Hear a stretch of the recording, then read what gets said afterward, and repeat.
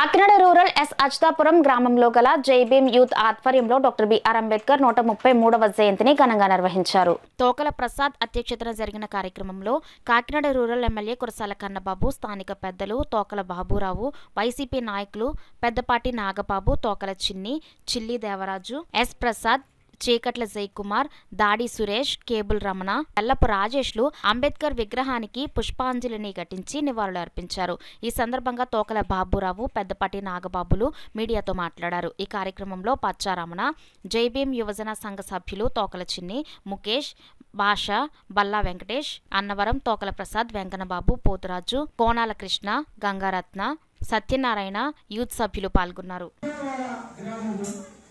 రత్నగిరి జిల్లా మహారాష్ట్రలో 1891 సంవత్సరంలో 14వ సంతానంగా జన్మించిన డాక్టర్ బిఆర్ అంబేద్కర్ ఎంఏ డిలిట్స్ బాలిక ఇవన్నీ కూడా ఆయన మనం చూస్తున్నాం. అయితే బాల్యదశలోనే ఆయన కొన్ని అవాంతరాలు ఎదుర్కొన్నాడు. ముఖ్యంగా మహాద్ చెరువు గురించి చెప్పవలసి వస్తుంది. ఈ మహాద్ చెరువు అన్నది కొలంబో, బాంబేకి సమీపం ఉన్న ఆ గ్రామంలో ఒక చెరువు ఉన్నది. ఆ చెరువులోని నీళ్లు అస్పృశ్యులు ఉన్న వాళ్ళు ఎవరు కూడా తాగకూడదు.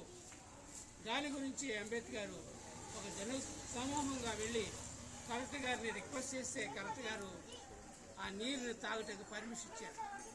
పుట్టినరోజు జరుపుకుంటున్న మా అంబేద్కర్ కమిటీ అందరికీ కూడా చాలా మంచి రోజు. ఈరోజు మన పెద్దలు అన్నారు, ఇక్కడ ఇంతమంది జనాభా ఉన్నారు, ఇప్పటి వరకు ఇంతమందే వచ్చారని. కానీ ఇలాంటి అంబేద్కర్ లాంటి మహానుభావుడికి అందరూ కూడా వచ్చి ఆయనకి అన్ని విధాలుగా కూడా నివాళులు అర్పించి ఆయనకి మనం స్మరించుకోవాలి. ఎందుకంటే ఆయన చేసి సంవత్సరానికి 2 సార్లే జయంతి, వర్ధంతి.